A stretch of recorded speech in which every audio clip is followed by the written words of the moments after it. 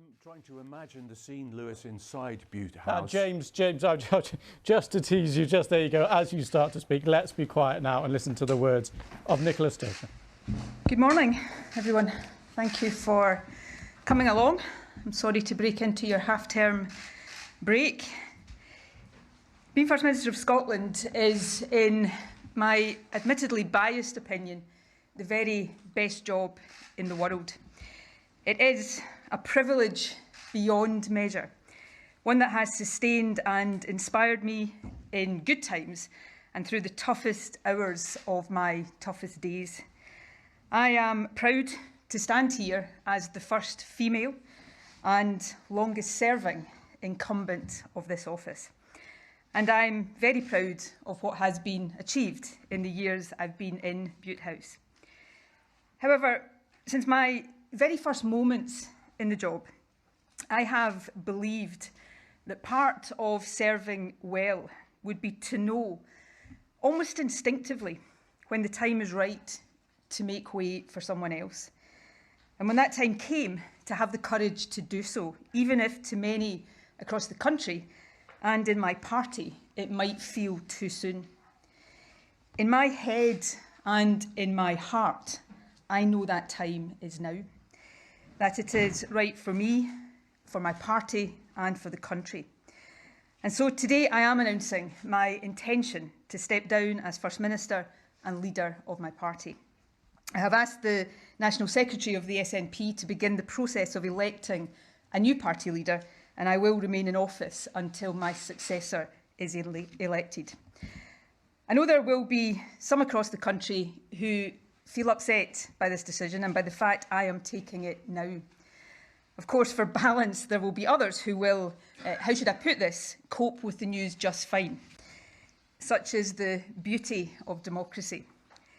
But to those who do feel shocked, disappointed, perhaps even a bit angry with me, please know that while hard, and be in no doubt, this is really hard for me, my decision comes from a place of duty and of love. Tough love, perhaps, but love nevertheless for my party and above all for the country. Let me set out as best as I can my reasons. First, though I know it will be tempting to see it as such, this decision is not a reaction to short-term pressures. Of course, there are difficult issues confronting the government just now, but when is that ever not the case? I have spent almost 3 decades in frontline politics, a decade and a half on the top or second top rung of government. When it comes to navigating choppy waters, resolving seemingly intractable issues, or soldiering on when walking away would be the simpler option, I have plenty of experience to draw on. So if this was just a question of my ability or my resilience to get through the latest period of pressure, I wouldn't be standing here today, but it's not. This decision comes from a deeper and longer term assessment. I know it might seem sudden, but I have been wrestling with it, albeit with oscillating levels of intensity for some weeks. Essentially, I've been trying to answer 2 questions. Is carrying on right for me? And more importantly, is me carrying on right for the country, for my party, and for the independence cause I have devoted my life to? I understand why some will automatically answer yes to that second question. But in truth, I have been having to work harder in recent times to convince myself that the answer to either of them, when examined deeply, is yes. And I've reached the difficult conclusion that it's not.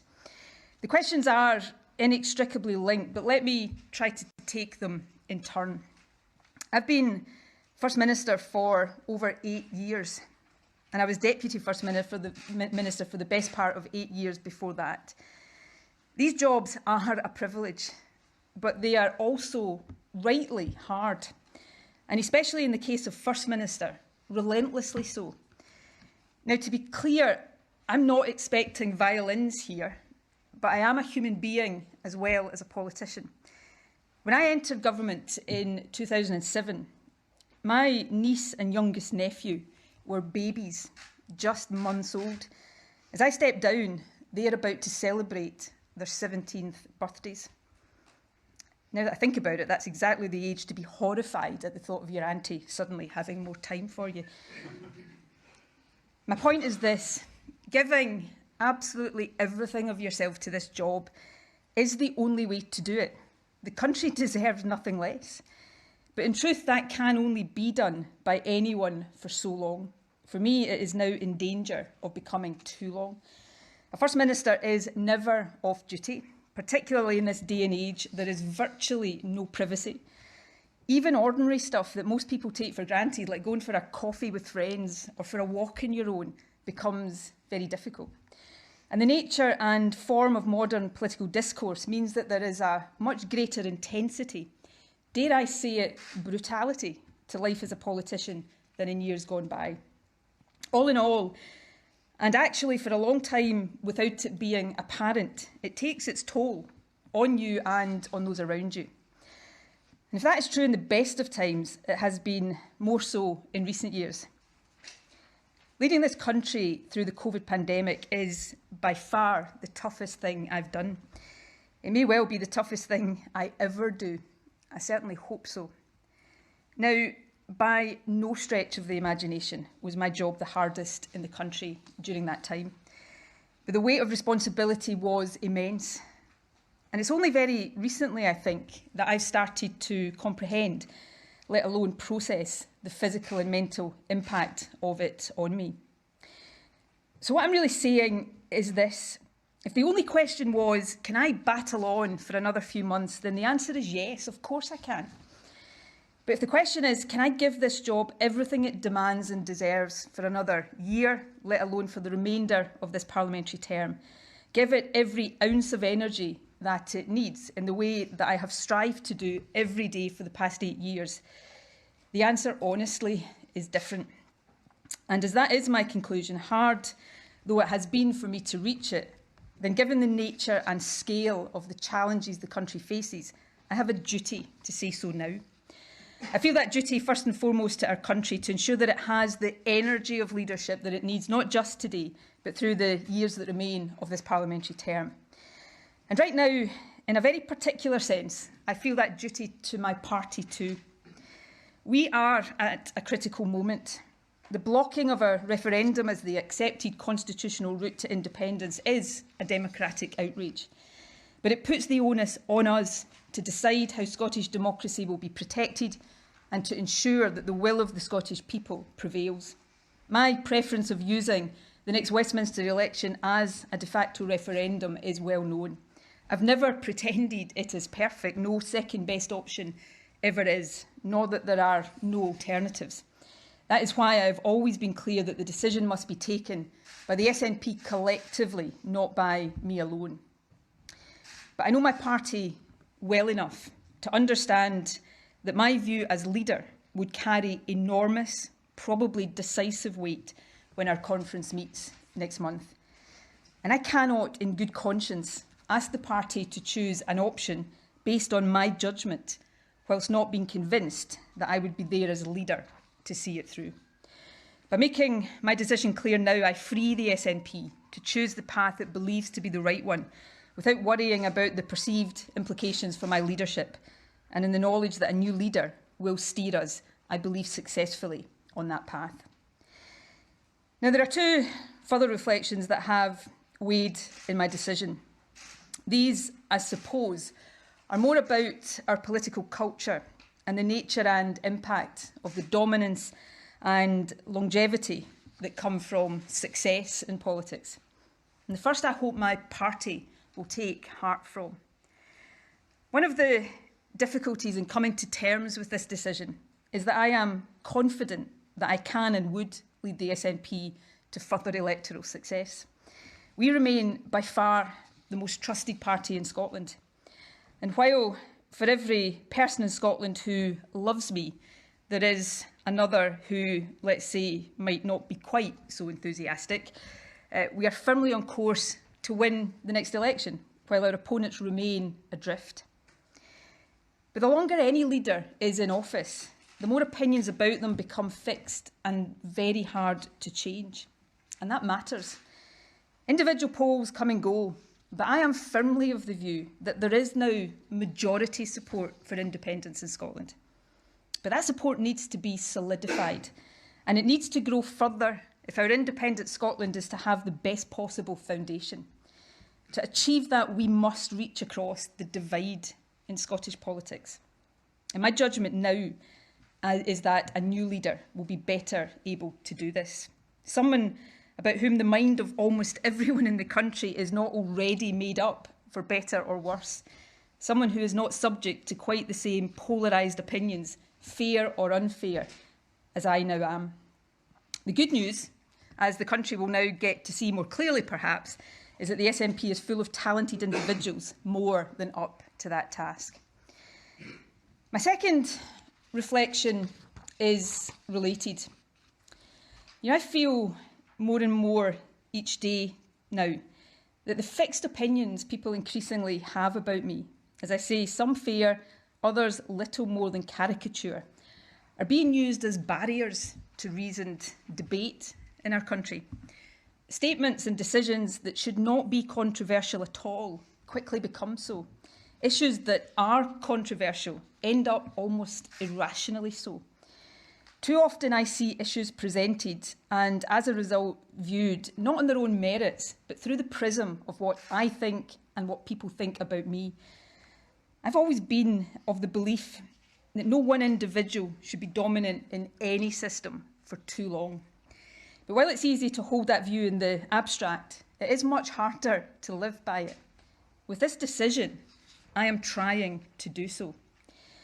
Indeed, if all parties were to take this opportunity to depolarise public debate just a bit, to focus more on issues than on personalities, and to reset the tone and the tenor of our discourse, then this decision, right for me and I believe for my party and the country, might also prove to be good for our politics.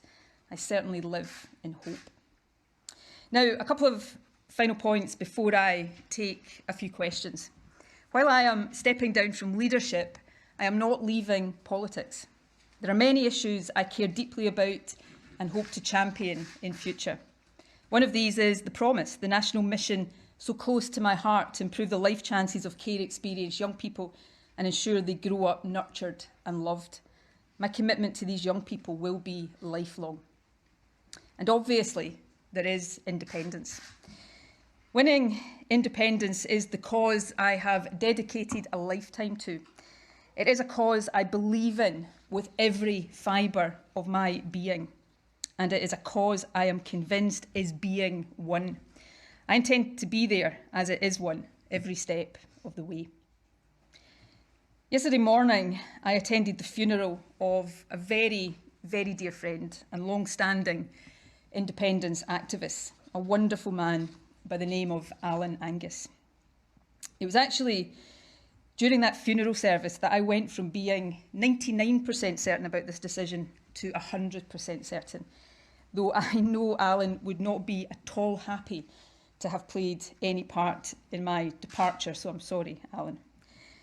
But his funeral reminded me that the cause of independence is so much bigger than any one individual, that all of us who believe in it contribute in different ways at different stages of our lives. Since I was 16, I have contributed as an activist, a campaigner, and a leader. And so now, as we look to what I firmly believe is the final stage in Scotland's journey to independence, albeit a hard one, I hope to use all the experience and perspective I've gathered over these years to help get us there. Lastly, there will be time in the days to come for me and others to reflect on what has been achieved during my time as First Minister. I'm pretty certain there will be plenty of commentary on my mistakes as well. I will have more to say before I demit office, but allow me some brief reflections now. Scotland is a changed country since 2014, and in so many ways it is changed for the better. Young people from deprived backgrounds have never had a better chance of going to university than now. Our investment to double early learning and childcare is transforming opportunities for the youngest children. It's also enabling more women to return to work. The baby box is enshrining our aspiration that every child should have the best start in life. Scotland is fairer today than it was in 2014. We have a more progressive approach to taxation and a new social security system with the Scottish Child Payment at its heart. As the Institute for Fiscal Studies confirmed last week, the poorest families with children in Scotland are now £2,000 better off as a result of our policies. For many in this cost of living crisis, that will be the difference between food on the table and a warm home or not. There are stronger protections for victims of domestic abuse, and Parliament will soon consider legislation to improve access to justice for victims of rape and sexual offences. I will be the strongest possible advocate for these reforms from the backbenches. We've also shown over these past few years what can be done with the full powers of a nation, creating institutions that are part of the transition to becoming independent. New tax and social security agencies, a network of trade hubs across the world, and a state-owned investment bank ready to help the country reap the industrial benefits of our vast renewable resources. There is so much that I am proud of, but there is always so much more to be done. I look forward to watching with pride as my successor picks up the baton. There will also be time in the days to come for me to say thank you to a very, very long list of people without whom I would not have lasted a single day in this job, let alone 8 years. I won't do so today. I might inadvertently forget someone or perhaps more likely start to cry. But there are a couple of exceptions. Firstly, my husband and family. Few people understand the price families of politicians pay for the jobs we choose to do. Mine have been my rock throughout. And of course, the SNP. Since I was 16 years old, you have been my extended family. Thank you for the honour of being your leader. And it seems to me that 8 emphatic election victories in 8 years ain't a bad record together. Finally, and above all, the people of this beautiful, talented, diverse, at times disputatious, but always wonderful country. We faced the toughest of times together. I did everything I could to guide us through that time, often from my very familiar podium in St Andrew's House. And in return, I was sustained through that period by a wave of support from you that I will remember and value for the rest of my life. So to the people of Scotland, to all of the people of Scotland, whether you voted for me or not, please know that being your First Minister has been the privilege of my life. Nothing, absolutely nothing I do in future will ever come anywhere close. Thank you from the very bottom of my heart. And with that, I will take a few questions. If you forgive me, I'm not going to do my usual and go round absolutely every journalist in the room. There will be time over the next few weeks, I'm sure, for you all to ask me questions, but I'll take a few questions for now, and I'll start with Glenn Campbell from the BBC. First Minister, if you can't lead Scotland to independence, First Minister, if you can't lead Scotland to independence, who, if anyone, can? And what is the timetable now for your replacement? And on a slightly lighter note, do you now owe Douglas Ross £100 as a result of a bet? I think it was 50, so if he's already inflated it to 100, we may have words there. I will let Mr Ross have the bet. My party will keep winning the elections. On your other questions, on the timetable, that's a matter for the SNP National Executive Committee. I'm sure it will set out the timetable for the election of a new SNP leader over the coming days, and I will demit office when my successor has been elected, and then, obviously subject to the will of Parliament, elected as the new First Minister. And this is a question that no matter how many times you ask it of me over the next few weeks, no matter how many inventive ways you find of asking it, I am not going to say who my preference will be to succeed me. What I do know is that the SNP is awash with talented individuals. One of the things that I've often reflected on is that when a political party, any political party in any country has very dominant individuals, others, through no fault of the dominant individual, I should say, and not sometimes for the want of trying, often others become a bit eclipsed there. So what I am looking forward to, and I think the country will enjoy over these next few weeks, is seeing that talent and seeing the array of talent. I believe I have led this country closer to independence. I believe we are in the final phase of that journey. I think it will be hard because now we have the dual challenge, the one we always had of convincing a majority, a solid, sustainable majority of the merits of independence, but also secondly, a challenge that is new of finding, in the face of Westminster anti-democratic opposition, that democratic route to allowing the will of the Scottish people to be expressed. And I believe that my successor, I firmly believe that my successor, whoever he or she may be, will lead Scotland to independence. And I'll be there cheering him or her on every single step of the way. Conor Gillis from Skye. Thanks, First Minister. You say that you've been wrestling with this decision for a number of weeks now, and it's not in reaction to some issues over the last couple of weeks, couple of months. Do you believe, though, that the issues, and particularly the row around transgender prisoners, was the straw that broke the camel's back here? And second of all, has it been a failure of your leadership not to have delivered independence, since that was your sort of founding mission back in 2014? I'll leave other people to be the judge of my leadership. It's probably a bit invidious beyond saying what I'm proud of, and taking this country ever closer to independence is one of those things. It's a bit invidious for me to cast that judgment. No, that issue wasn't the final straw. Look, I'm long enough in the tooth. I've been in politics, as all of you know, for a long, long time. I'm not going to stand here and insult your intelligence and say that I live in a world that is divorced from the realities of what is going on around me.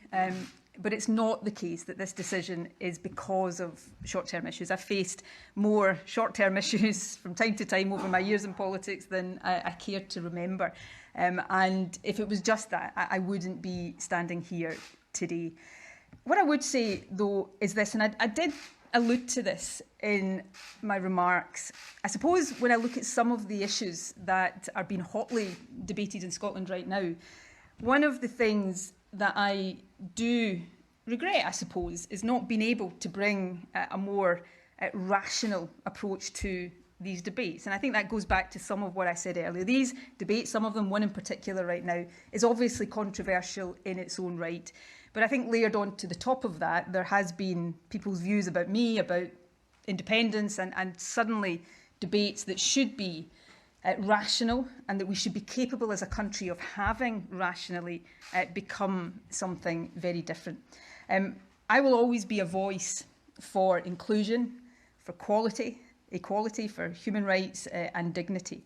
I have been, am, and will always be a feminist. I will fight for women's rights, and I will stand up against threats to women's rights every day that I have breath in my body. But I'll also stand up for any stigmatised, discriminated against, marginalised and vulnerable group in society. And I believe, and call me, an optimist. Not many people call me an optimist, but I am at heart an optimist. I believe these things can and must, in any progressive, liberal, inclusive society, find ways of coexisting. And whatever role I play in politics in the future, I will always seek to do everything I can to turn that into a reality. Colin Mackay. How have you gone from having plenty in the tank 3 weeks ago to an empty tank today? What is it that's changed over the last few weeks? You've mentioned some things. The only thing you didn't mention is the police inquiry into the party's finances. Look, these things are not the reason I'm standing here today. These are not factors, nor will my decision today affect these things, and all of these things will take their course. I said something in my remarks that I appreciate will divide opinion in Scotland. I'm a human being, and every human being every day wrestles with a whole load of conflicting emotions. And over the last number of weeks, probably since around the turn of the year, I've been struggling with just that. I get up in the morning and I tell myself, and usually I convince myself that I've got what it takes to keep going and keep going and keep going. But then I realise that's maybe not as true. And you go through a process of just deciding where it is and that decision you're going to fall. And that's the decision I've come to today. I could go on for another few months. I don't know, 6 months, a year maybe. But I know that as time passed, I would have less and less energy to give to the job. And I can't do the job on anything other than a 100% basis. The country deserves nothing less than that. So that's the judgment I've come to. If that's my feeling, that I'm going to get in a relatively short space of time to where I am today, then I owe it to the country to say it now so that that new leadership can be in place. And as I said, in relation to my party, I don't want to stand at a special conference, a month or so from now, and ask my party to take my judgment, opt for a path, knowing that I have doubts about my ability to see it through as leader. This is a better thing to do today for me, for my party, and I believe for the country too. James Cook. Thank you. First Minister, I think it's fair to say that the NHS is in a really serious situation. The attainment gap between rich and poor pupils, which you'd said was one of your core missions as First Minister, remains pretty wide. And despite what you're saying today, polls suggest that you've got nowhere near creating a sustained majority for independence.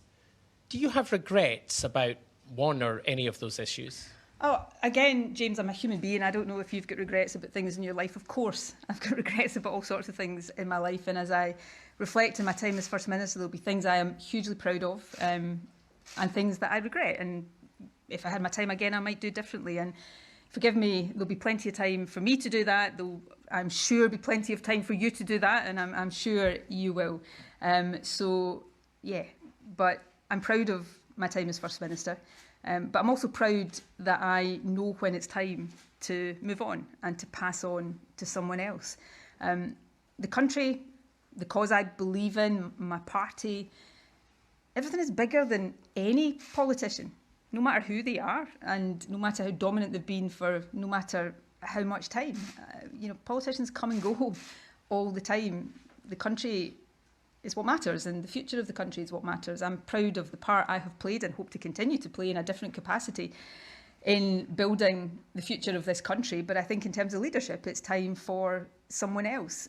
I think the easier sometimes thing to do, and the thing that traditionally politicians tend to do, is just cling on and on and on and on and on until everybody is sort of pushing for you to go. It's harder because there's always reasons not to. Yeah, if I stay a bit longer, I can do this. If I stay a bit longer, something might happen. It's always easier to find the reasons not to make a decision. I think it's better to make the decision when you know in your heart that it's the right one for you and for your country. I'm not sure I want to say this sentence, actually. I will be 53 this year. I entered Parliament, when I was, 29. I've been in government since I was 37. I have literally done this in one capacity or another for all of my life. I've been Nicola Sturgeon, the politician, for all of my life. It's been a privilege. I have done things, met people, gone places, had experiences that I would never have done. I have a depth of gratitude to the party that I lead, to the country that I serve, that I can never find the words to express. But having reached this stage in my life, maybe I want to spend a bit of time on Nicola Sturgeon, the person, the human being, and contribute differently. And does that sound in some ways selfish? I hope it doesn't, because I have given and will, in whatever way I can, continue to give everything I can in service to this country. But I need for me, and I think it's right for the country, to do that in a different way in future. And that is what I'm seeking to do. And the more I talk, the more convinced I am that this is the right decision for me. I'll take Louise Scott from ITV. I'm going to end up doing what I said I wouldn't do. I'm not going to do that. Louise. First Minister, we've heard rumblings of divisions within the party in recent weeks, particularly around certain issues. Ultimately, did you lose trust in your leadership from certain key members of your party? I think you'd have to ask individuals to give their views on my leadership. I think any objective analysis would suggest that that's not true. I enjoy the risk of sounding immodest here, which, as you know, I never like to do. But I, even in times that would be described, have been described by most of you as tough, I enjoy approval ratings after 8 years in government that most leaders would give their right arm for. So, yes, of course, the longer any leader is in office, the more people will find things to disagree with you on, because nobody agrees with any other person 100%. And that concept of, that whole idea of longevity in politics, the longer you lead, the more, you will find issues that people find it hard to agree with you on. But, I believe I could, if it was just about, can I lead this country forward, certainly the party to electoral success, the answer is yes. But it is much deeper than that, which is what I've been trying to give a sense of today. Who will we have next? Kieran Jenkins. First Minister, you said, judge me on my record, didn't you? You remember saying that in the context of the education attainment gap between the best and the worst off pupils. Now is surely the time to do that. Do you think you failed those young people? No, I don't. You made a promise, you didn't deliver it. The NHS is in a pretty perilous state. Drugs deaths have been catastrophic. When you look back, do you wish it were different, that you could have been more successful in those areas in which you've had complete or considerable control? Well, I'll refer back to a question one of your colleagues asked me about, anybody taking stock of the things they're proud of, the things they wish they could turn the clock back and do differently, and I'll do that. And you use the terms judge me. One thing I can be absolutely certain of is people will judge me. There's been no shortage of judgments on me and what I've done or not done in office, and I'm pretty certain that will continue. But if you take young people, today, and I remember, possibly including by you, but certainly by plenty in this room, being challenged on this when I became First Minister, about the attainment gap in access to university. Today, we're on track to close that. If you're a young person from a deprived background or a background like the one I come from, you've got a better chance than you've ever had before of going to university. At the other end of the education system, that fundamental investment in expansion, doubling early years childcare and education is transformational. Effects won't be seen immediately, but the effects that will have as children go through the school system are considerable. The NHS everywhere, health services are under pressure. This country is the only one in the UK that has not faced industrial action in our health service because of our approach to working with those in the service together in partnership to tackle these challenges, and that will continue. So on a whole range of these things, I'll have plenty of time to reflect at greater length, and I'm pretty certain all of you will reflect at length. But one thing is for sure, there will be no shortage of judgment on me and my time as First Minister. Right, I'm going to take a couple more, and Alan Smith from Bauer is the next one. Thank you, First Minister. You spoke about this has been something you've been thinking about a matter of weeks and not in response to short-term pressures. But at what point did you start to consider it? Was there a particular moment those weeks ago? And who did you have conversations with at that time about whether or not this is the right decision to take? I've been thinking about it.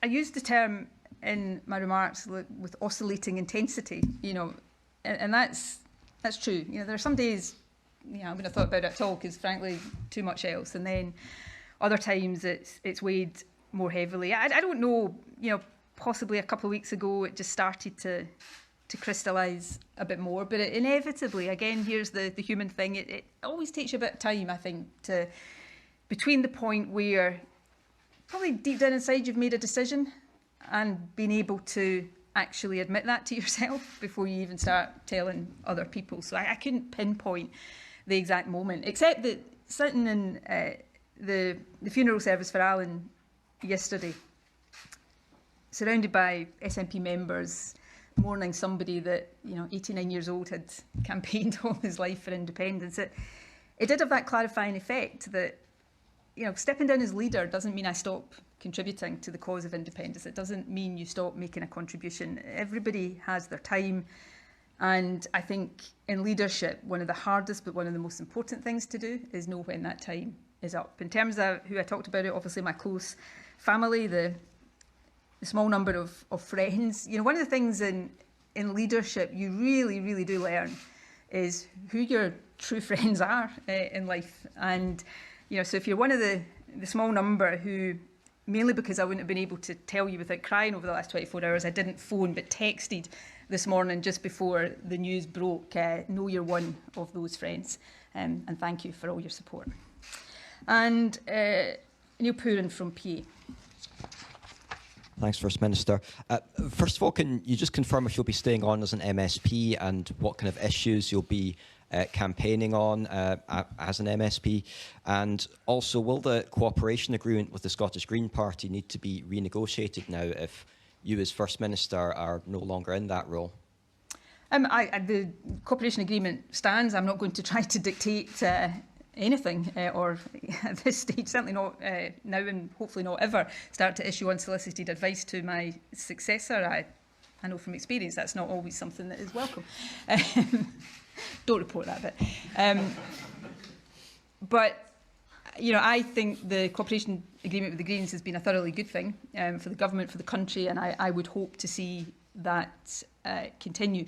Your first question, which yes, I do intend to remain in Parliament. I hope to stay in Parliament till, or intend to stay in Parliament till certainly the next election, and like all MSPs, take a decision about beyond that nearer the time of the next election. The other body or people, I suppose, that I want to thank and was hesitant in doing it today in case I started to cry are my constituents who have supported me through thick and thin, put their trust in me time and again. My constituency party, what was Glasgow Govan, now Glasgow South Side, that have literally been by my side since 1995, and I look forward to continuing to serve my constituency to the best of my ability. I've given some indication of the kind of issues I'll want to be a voice on. There's some very important reform to the criminal justice system coming forward, I know, around improving access to justice for victims of sexual offences. They'll be controversial. Maybe they could be one of the first tests of a more depolarised political debate, but I will be the strongest, most strenuous advocate for these reforms. Young people, care-experienced young people, I certainly will continue to champion that cause. It's one that got under my skin and into my heart in a way that few other issues did over my time as First Minister. Beyond that, we will see. I'm looking forward to new opportunities, new challenges, and just a new way of living life. And perhaps, above all else, that's what I'm most looking forward to, just a different way of living life, catching up with the people, the friends that I've not had much opportunity to spend time with. But watch this space, there's plenty more to come. Right, with that, I'm going to depart. Just one factual point. Have you been or do you expect to be interviewed by the police who are looking into your party's finances? I'm not going to discuss an ongoing police investigation. I wouldn't do that on any issue, and I'm not going to do it now. Thank you. So there we have it. Nicola Sturgeon announcing her resignation in a speech and speaking to journalists